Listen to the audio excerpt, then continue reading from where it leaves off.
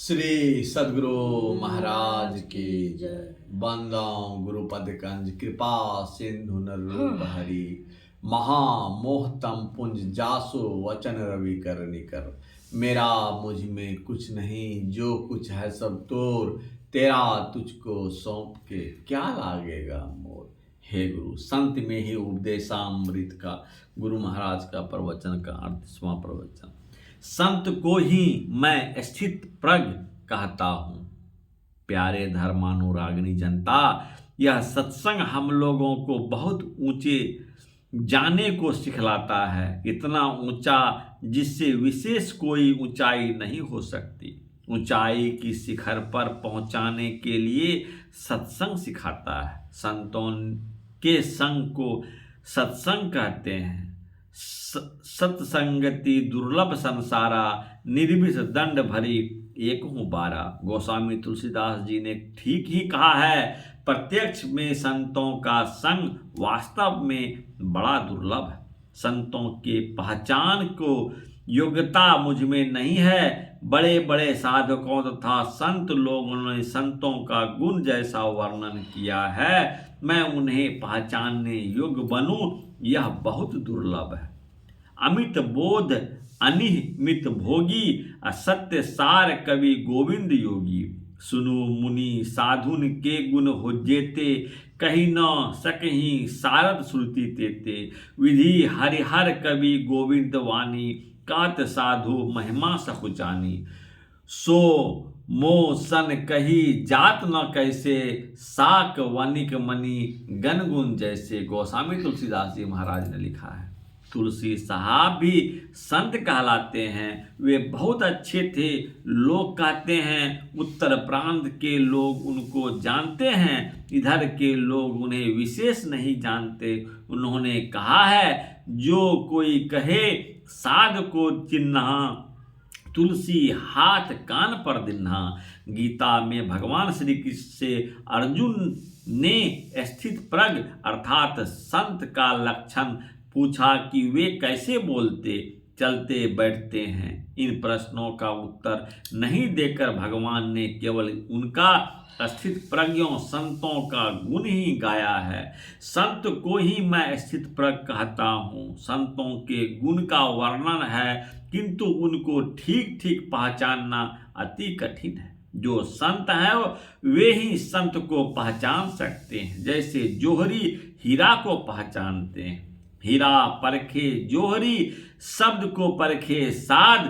जो कोई परखे साध को, ताका मता अगाध। संत कबीर साहब की वाणी है। हम लोगों के सामने पहले अमुक संत थे और अब हम लोगों के सामने अमुक संत हैं। इस तरह परीक्षित भाव से संतों की पहचान, उनका संग अर्थात सत्संग कैसे हो। गुरु महाराज ने कहा था, बेटा चिट्ठी आधी मुलाकात होती है। संतों की वाणी जो उनके ग्रंथों में है उनको पढ़ो। यह संतों की वाणी संतों की आधी मुलाकात है। यह ही क्या कम है, बहुत हैं लोग नए ग्रंथों का प्रकाशन करते हैं। मैं कहता हूँ, जिन ग्रंथों का प्रकाशन हो चुका है उन्हें समझना चाहिए तथा उनके अनुकूल कर्म निरत होना चाहिए। इसलिए संतों की वाणी का पाठ हमारे सत्संग में होता है। संतों की वाणी को हम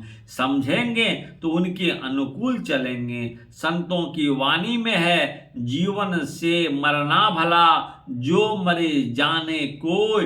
मरने पहले जो मरे, तो अजर अरु अमर होय। मरते मरते जग मुआ, अवसर मुआ न कोय। दास कबीरा यो मुआ, बहुरी न मरना होय। संत कबीर साहब की वाणी है। नानक जीवतिया मरी रहिए, ऐसा जोगु कमाओ। बाजे बजाओ, सिन्नी बाजे तौ निर्भव पद पाओ। गुरु नानक साहब की वाणी है। आप कहेंगे जीते जी मर जाना तो साफ है। संत लोग भले ऐसा कहते हैं, परंतु हम लोगों के लिए यह उत्तम बात नहीं है। कबीर साहब ने कहा है, जा मरने से जग डरे, जा मरने से जग डरे मेरे मन आनंद, कब मरहूं कब पाऊं पूरम परमानंद। छंदो उपनिषद में है कि ब्रह्म ग्रंथ में प्रवेश कर मरो तो कोई कष्ट नहीं होगा। मरने के समय बहुत कष्ट होता है। किसी मरने वाले के निकट जाकर उन्हें देखिए कि उनका चेहरा कैसे कैसा होता है, उन्हें कष्ट हो रहा है, उनके चेहरे से ऐसा व्यक्त होता है, जन्म होता है तो मृत्यु अवश्य होगी। अखंड कटाह अमित लयकारी, काल महा दुर्ति क्रम भारी। शरीर बहुत दिनों तक रहने पर भी कभी अवश्य नाश होता है। ऐसा मौत से मरो कि फिर जन्म न हो, असली मरना यही है, यह साप नहीं है। यह बहुत कुशल की बात है कि ऐसा मरो कि फिर नहीं मरोगे, पुनः दुख में नहीं आओगे, किंतु ऐसा मरण अपने जीवन में ही रह जाए। पंजाब के स्वामी राम तीर्थ ने कुछ दिन विद्या अध्ययन किया, उनके साथ ही उन्होंने योग साधन भी किया। उनके गुरु बड़े अच्छे थे। कुछ दिनों तक वे प्रोफेसर थे, फिर घर छोड़कर सन्यासी हो गए। वे जापान गए, वहाँ उन्होंने व्याख्यान दिया। वे अपने को राम बादशाह कहा करते थे और पास में एक पैसा भी नहीं रखते थे। वे जापान से अमेरिका गए। जापानी ने अमेरिका तक के जहाज का भाड़ा दे दिया था। अमेरिका पहुंचने पर वहां के लोगों ने पूछा कि तुम कितने रुपये साथ लाए हो जो यहाँ उतरोगे। उन्होंने कहा मेरे पास रुपये नहीं हैं। अमेरिका ने कहा तब तुम यहाँ उतर नहीं सकते। उन्होंने कहा अवश्य उतरूंगा।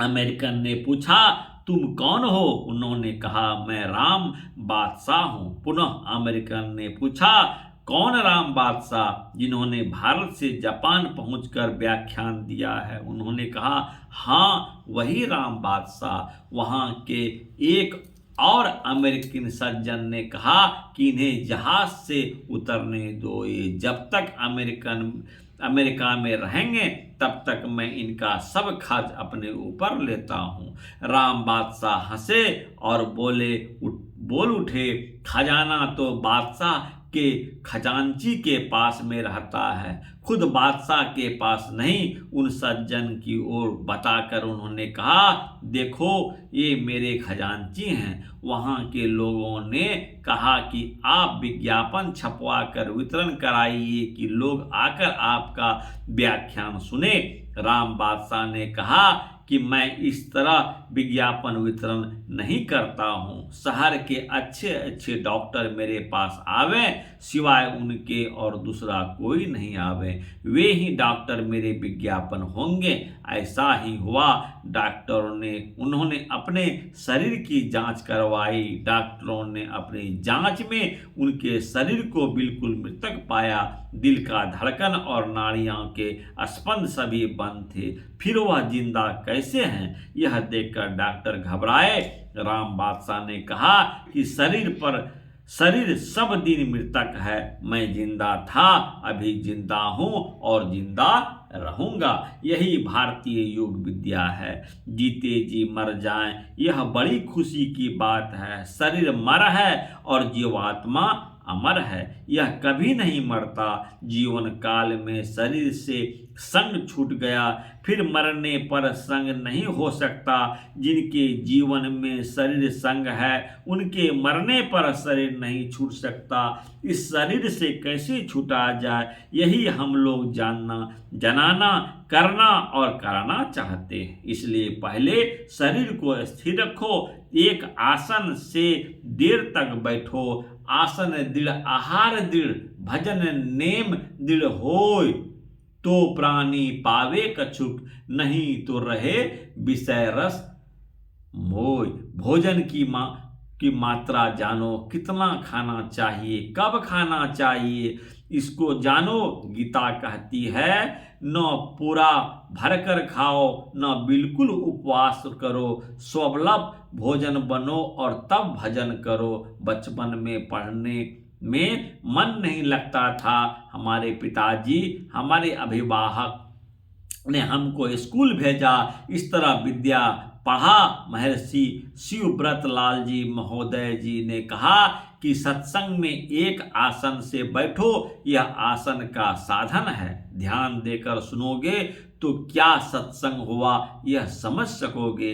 इस तरह मन को एक ओर लगाने का भी साधन होगा। मुरादाबाद में उन महर्षियों को मुझे पहला दर्शन हुआ था। यहाँ धरहरा के बिना बुलाए हुए ही आए थे। वे सरल हृदय के थे। उपयुक्त प्रकार के फल लाभ का भजन साधन आरंभ में एकांत में बैठ बैठ कर करना चाहिए। रामकृष्ण परमहंस जी देव जी का वचन है, पहले कुछ दिन तक एकांत में बैठकर ध्यान करना सीखो। पूरा अभ्यास हो जाने पर फिर जहाँ तहाँ बैठकर भी ध्यान कर सकोगे।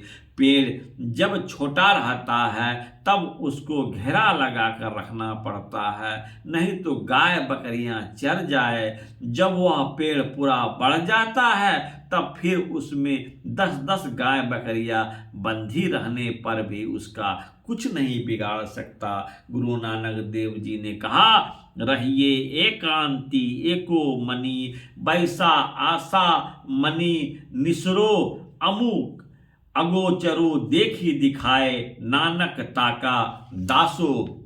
आजकल के कतिपय विद्वान साधना आरंभ में ही कहा है कि आंख न मुदो कान न रूधो, तनिक कष्ट नहीं धरो, खुले नयन पहचानियो, हंसी हंसी सुंदर रूप निहारो। कबीर साहब की वाणी है। उनको जानना चाहिए कि इस प्रकार की सज समाधि की स्थिति तो साधन समाप्त हो जाने पर भी प्राप्त हो जाता है। साधन के आरंभ में तो बंद कर दृष्टि को फेरी, अंदर करे घट का पाठ गुरुदेव खोले, और आंख कान मुख बंद कराओ, अनहद झींगा शब्द सुनाओ, दोनों तिल एक तार मिलाओ, तब देखो गुलजार है। संत कबीर साहब की वाणी है। धुन आने जो गगन की सो मेरा गुरुदेव, सो मेरा गुरुदेव, सेवा मैं करही बाकी, शब्द में है गलतान अवस्था ऐसी जाकी, निशिदिन दशा अड़ुल लगे ना भूख प्यासा, ज्ञान भूमि के बीच चलत है उल्टा श्वासा, तुरिया सेती अतित सेधी फिर सहज समाधि, भजन तेल की धार साधना निर्मल साधी, पलटू तन मन वरिये मिले जो ऐसा को, धुन आने जो गगन की सो मेरा गुरुदेव।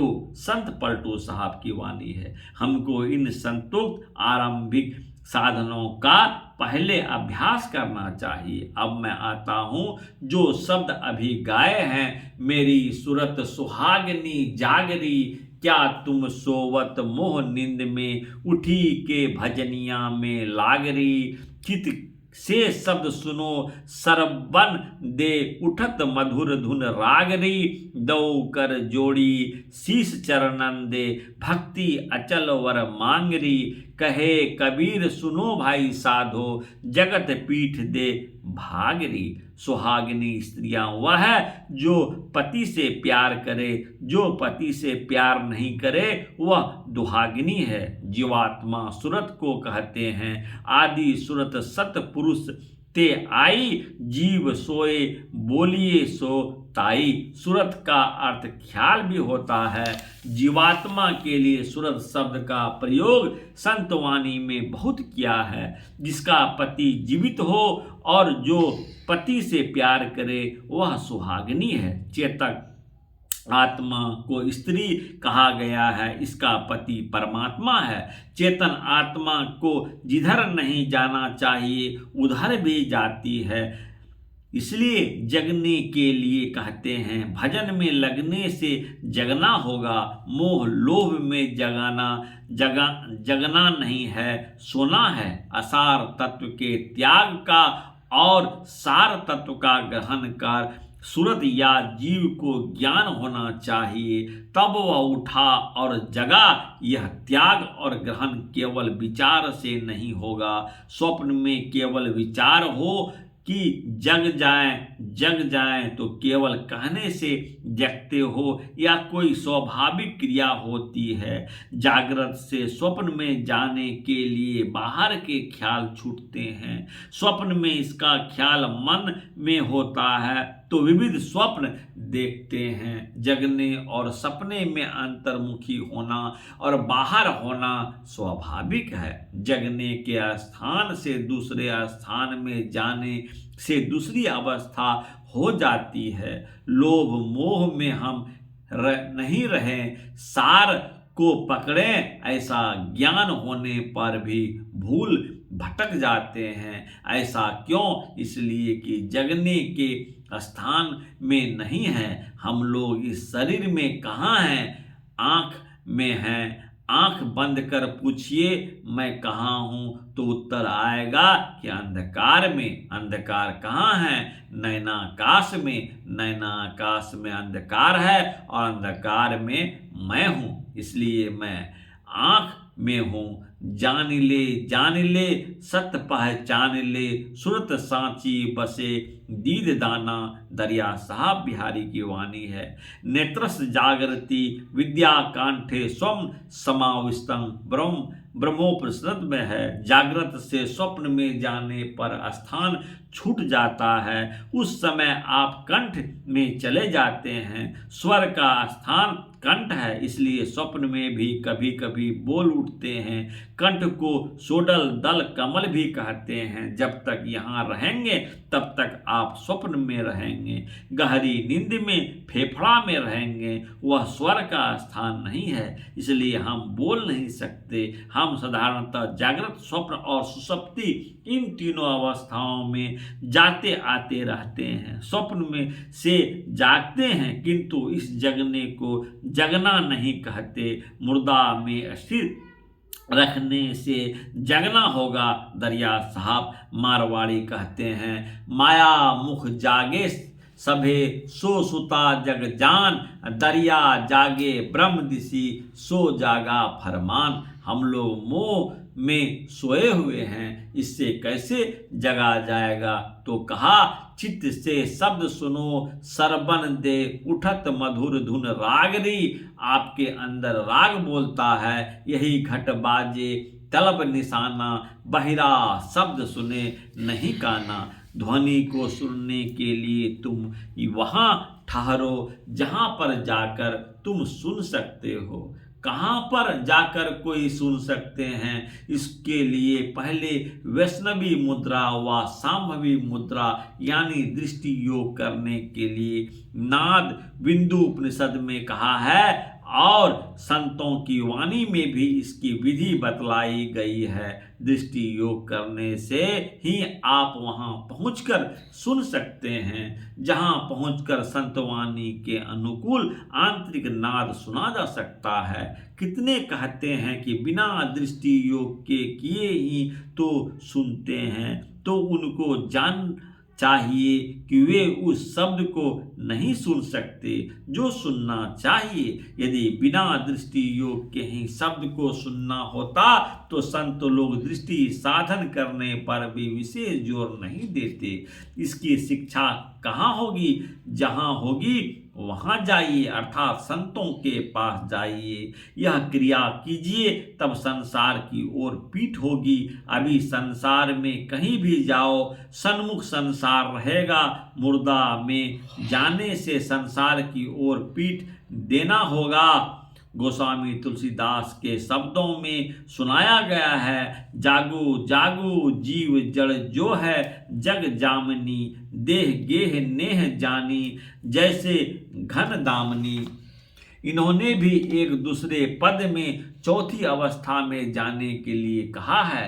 तीन अवस्था तज हूँ भज हूँ भगवंत, मन कर्म वचन अगोचर व्यापक व्याप अनंत। अर्थात तीनों अवस्थाओं को छोड़कर भजन करने कहते हैं। तीनों अवस्थाओं को छोड़ना योगियों से ही हो सकता है। इसलिए तुलसी कृत रामायण में है कि यही जग जमुनी जाग ही जोगी, परमार्थी पंच वियोगी। इसी तरह सभी संत कहते हैं उपनिषद में भी, उत्तिष्ठम जागरम प्राण वरा निबोधम। अर्थात अरे अविद्याग्रस्त लोगों, उठो, अज्ञान निंद्रा से जागो। बाहर में कहीं भी जाने से, संसार से और तीनों अवस्थाओं से नहीं छूट सकते। जो अपने को तुरीय अवस्था में लगे जाते हैं तो वे मरकर फिर नहीं मरते। रोग व्याधि से मर जाने पर फिर मरना होगा। कुछ कोशिश करके मरने से यह संसार आगे जन्म में प्रेरण करेगा और यही संस्कार जमा होते होते एक दिन ऐसा बना देगा कि संसार में आना नहीं होगा। इसी के लिए यह सत्संग है। इसमें कोई ब्रह्मांड आडंबर नहीं है। हम लोगों यहाँ सत्संग करने और सत्संग का प्रचार भी करने के लिए आए हैं। यह प्रवचन पूर्णिया जिला के श्री संत मत सत्संग मंदिर सिकलीगढ़ धरड़ा में दिनांक 25/11/1955 ईस्वी को प्रातःकालीन सत्संग में हुआ था। सुक्तिकन महत्व सेवा द्वार महामूर्तो तमो द्वारं योगिस्तांग संगी संगम महांतृषि समचितंग प्रशांतंग विनंग सुदंग साधुओं। ये भागवत महापुराण में है। भावार्थ शास्त्रों ने महापुरुषों की सेवा को मुक्ति का और स्त्री संग कामियों के संग को नरक का द्वार बताया। महापुरुष वे हैं जो समान चित्त, परम शांत, क्रोधहीन, सबके हित चिंतक और सदाचार संपन्न हो। कामे रहत दीर्घांतो मृदु शुचि किंचन अनिहो मित भुक शांत अस्थिरो मच्छरनो मुनि। भागवत महापुराण में है। भावार्थ जिनकी बुद्धि कामनाओं से कलुपित नहीं होती, वे संयमी, मधुर स्वभाव और पवित्र होता है। संग्रह परिग्रह से सर्वथा दूर रहता है। किसी भी वस्तु के लिए यह कोई चेष्टा नहीं करता। परिमित भोजन करता है और शांत रहता है। उसकी बुद्धि स्थिर होती है। उसे केवल मेरा ही भरोसा होता है और वह आत्म तत्व के चिंतन में सदा संलग्न रहता है। श्री सद्गुरु महाराज की जय। प्यारे भाइयों, दोस्तों, बंधुओं, यदि अच्छा लगे तो जरूर एक दूसरे को शेयर करें और नित्य प्रतिदिन में गुरु महाराज का प्रवचन का जो पाठ है, जो हम निरंतर आप लोगों को सुना रहे हैं, जरूर इसको प्रेम से सुने और एक दूसरे को शेयर और सब्सक्राइब करें। हो सके तो फॉलो भी करें और कमेंट करें। हे गुरु, श्री सद्गुरु महाराज की जय।